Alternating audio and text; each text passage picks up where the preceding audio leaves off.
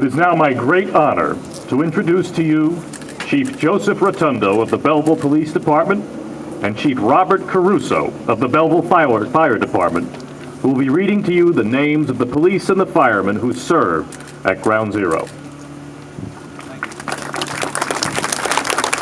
Good afternoon, everyone. It's my honor and privilege today to read off the names of the Belleville police officers that responded to Ground Zero within hours of being called. The call for help came out from New York City, and we assembled and went over to New York for weeks and months to help in the recovery effort. However, today is not about us.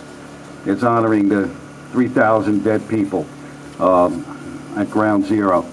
And it was an honor.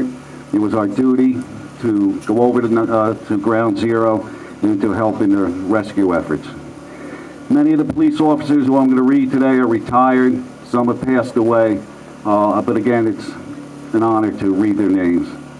Joseph Rotunda, John Maylott, Leonard Burrell, Vincent Capetta, Christopher Kondrak, John Hood, Victor Mesci, Scott Sim, Jack Baumgardner, Matt Bernardo, Gerard Campanella, Craig Mack, Frank Malfado, Charles Padula, Kevin Smith, John Towie, Thomas Augusta, Carl Castellano, Gerard Corbo, John Jacoby, Gregory Gianetti, Patrick Goldrick, John McAloon, William Patella, Anthony Wieners, Rocco Andriatola, Joseph Pagonis, Nicholas Briner, Philip Canny, Jason Caruso, Stephen Cosenza, Philip Tacoma, Joseph DeRose, Brendan Dullahan, Philip Gamaro, George Geyer, Richard Giugiano, Michael Giuliano, Ken Henry, Robert Kane, Kyle Kondrak, Nicholas Kondrak, Stephen Linfanti, Victor Linfanti,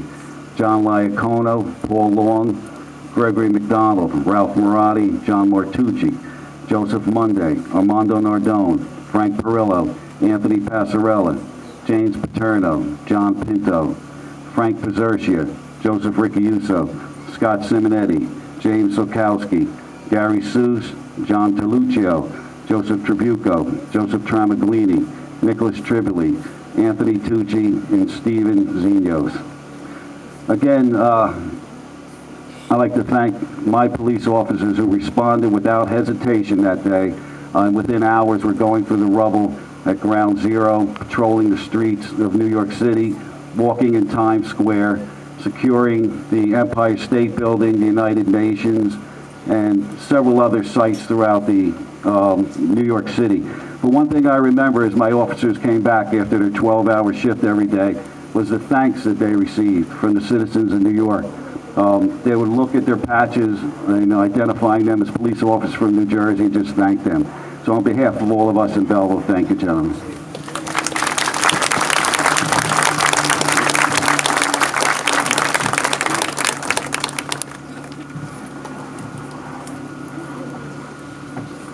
Good afternoon.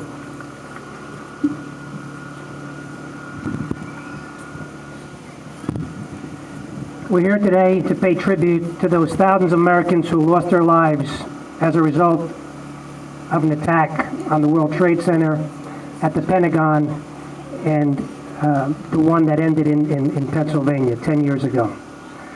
The men of the Belleville Fire Department, like all other Americans, were deeply affected by this act of terrorism. Because of the close proximity to New York City, the connection was even greater. When it was realized that so many New York City firefighters were among the casualties, the emotional impact on them rose to new levels. Our firefighters wanted to, and they needed to be part of the rescue effort because FDNY was our mentor and our role model. Throughout our careers, we've learned from them and we emulated them. So many firefighters went to the site and worked together with thousands of other firefighters and emergency workers from around the country to try to locate survivors and care for the victims. In talking to some of them upon their return, I can sense that they had forever been changed by what they had been part of, and they shared the deep emotional suffering that their brother firefighters in New York City were feeling. And now 10 years have passed, and I have not seen for 1 minute any wane in their respect or their connection to that incident. Not for 1 minute. And now, 10 years later, we stand here still deeply affected by the events of that day. About a week ago, I visited the Trade Center site for the first time in a couple of years, and it still has a powerful effect. It's amazing how it immediately captures your emotion and grabs hold of you. We have not stopped talking about it since then. The site is now brimming with new life that we can all be proud of and is important to our moving forward. But make no mistake, there is no way anyone who has been there since that fateful day can ever lose sight of what happened there on 9/11. The feeling around the site is strong yet reserved, and the air is filled with reverence. It reminds you in a way that no one will ever forget. On the morning of September 11, 2001, the Belleville Fire Department was called upon an immediate response to the terrorist acts in New York City. Within hours, our firefighters were directed to establish decontamination stations at Claremont Hospital in anticipation of the thousands of casualties coming in from the Trade Center. We quickly recalled our entire department in anticipation of a huge response effort. Shortly afterwards, a mutual aid task force was put together from New Jersey, of which we were part, and we responded to the ferry terminals in Hoboken and Jersey City.